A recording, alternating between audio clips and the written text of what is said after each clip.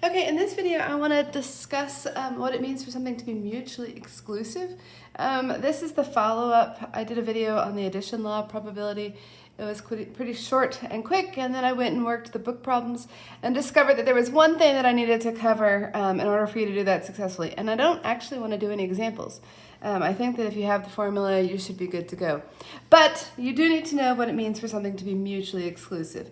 And for two events to be mutually exclusive, that means that you can't be both of them at the same time. Okay, so for example, you can't be 15 years old and 16 years old at the same time. You were either 15 or you were 16. And so, like if we had, say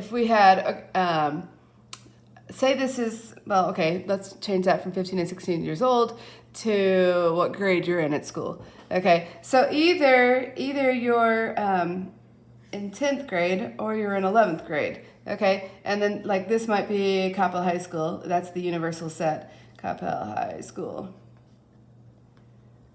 Okay, and if this is 10th graders in here, these are 11th graders in here, those two sets are mutually exclusive. Now there's also 12th graders that aren't in either one of those, and there's also the teachers and staff and whatever you want to, the principals and the counselors and the whoever else that it takes to work. So in our normal school environment, you have the 10th graders, you have the 11th graders, and then you'd have your other students and your staff, but you can't be both a 10th grader and an 11th grader. Okay, there might be exceptions. You were held back and I don't know, whatever. But in the general case, we'd say that those things are mutually exclusive. So what we'll find here is if we want to find the probability of, let's call this T and let's call this E, 10th, 11th, the probability of T union E is going to be equal to the probability of T plus the probability of E. Because if I subtract away the intersection, well, there is no intersection. So I'm just subtracting away 0. So that's what happens when they're mutually exclusive. There could be other things out here or not. I mean, we could look at the scenario of, okay, we're back at CHS again. I miss my home. And we have teenagers and adults, or I don't know, male and female would be mutually exclusive, something like that.